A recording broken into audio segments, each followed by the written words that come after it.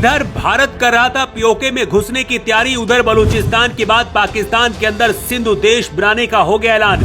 चीन और अमेरिका भी हैरान, मोदी के प्लान ने पूरी दुनिया को हिलाया। पाकिस्तान में मचा हड़कंप, पाकिस्तान के लोग भारत में भेज रहे चिट्ठियां।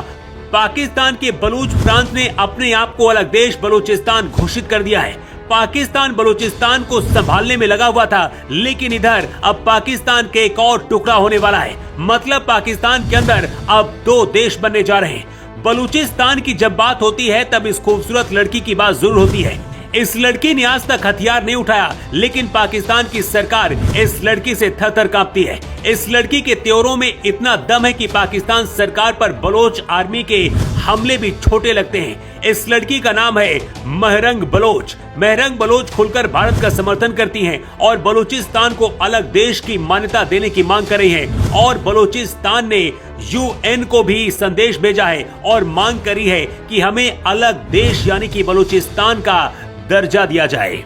बलूचिस्तान को नया देश बनने की कुमार विश्वास ने भी बधाई दी है। कुमार विश्वास ने एक वीडियो जारी करके कहा है कि मुझे इंतजार है जब मैं बलूचिस्तान के पासपोर्ट से वहां जाऊंगा। बलूचिस्तान की आजादी के बीच अब अचानक से सिंधु देश की आजादी की मांग उठ रही है।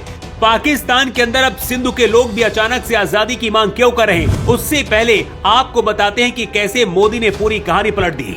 पाकिस्तान में सिंधु देश बनाने की मांग नई नहीं है, बल्कि बलूचिस्तान से भी पुरानी है। 1947 के बाद भारत से जो मुसलमान पाकिस्तान में जाकर बसे, उनके बढ़ते राजनीतिक प्रभाव के बाद से विवाद पनपा था। GM सैयद जैसे नेताओं का कहना था कि सिंध को एक स्वतंत्र देश होना चाहिए। पाकिस्तानी सिंधियों की अपनी भाषा, संस्कृति, परंपराएं और इतिहास है जो पाकिस्तान के बाकी हिस्सों से अलग है।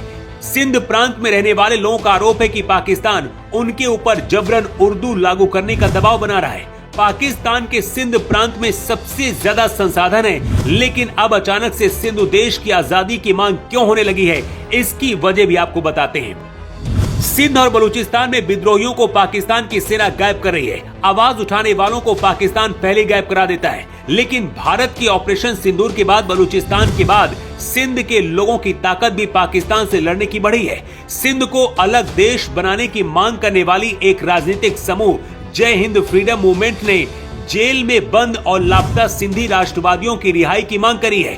इस समूह ने पाकिस्तान को अल्टीमेटम दिया है कि अगर उनके लोगों को जल्दी नहीं छोड़ा गया तो जेल के दरवाजे वो बंद कर देंगे। साल 2022 में अमेरिकी विदेश विभाग ने एक रिपोर्ट दी थी, जिसमें बताया गया था कि किस तरह से सिंधी लोगों पर पाकिस्तान अत्याचार करता है। बलूचिस्तान में भी इसी तरह से पाकिस्तान अत्याचार करता है। यही वजह कि बलूचिस्तान ने खुद को आजाद घोषित कर दिया है और यूनाइटेड स्टेट से भी मान्यता देने की मांग करी है।